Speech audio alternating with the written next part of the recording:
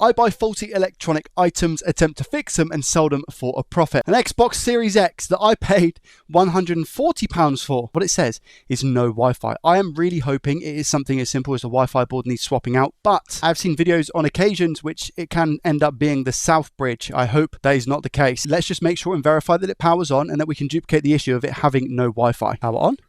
Okay, power's on. You can see the light there. There we go. Okay. Oh, I've just thought actually, does the Bluetooth work? Okay, controller, hold down the sync button down here.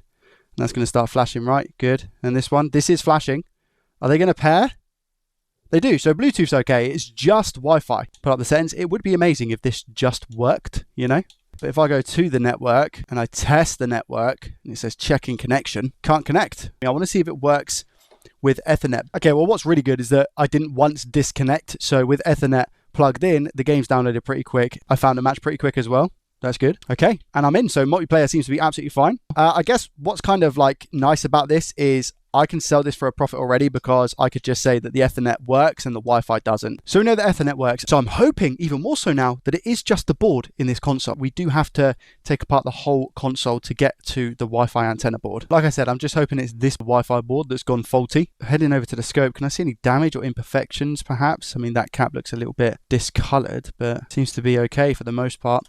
The worrying thing is that I don't think there's much that can actually go wrong with this board. So I'm just going to replace this board and see if that fixes our issue. I've put it back together enough in the case to test. So we go to power it on. It's remembered this controller, by the way, but everything seems to be all right. I am just going to see if I can play a Rocket League game online. Clearly don't have multiplayer issues because I'm in a game with other people.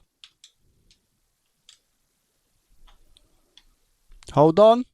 And my controller is also disconnecting, but I've been booted out. Yep, and I'm not connected to Xbox Live anymore. And if I go set up wireless network, my SSID is no longer there. So it's not the Wi-Fi board, unfortunately. Now, I only have one other option. This is the board that contains the South Bridge on the Xbox Series X. And this board is replaceable. You just need to change over this little IC here, which is extremely sensitive. Issue being is that I don't think I have any boards that I can replace with this one. The ones that I do have are different revisions. So what I'll need to do is give it a little bit more of a test, sell it as faulty, but just say the Ethernet works, but the Wi-Fi isn't working. I'll definitely be able to net more than 140 for that.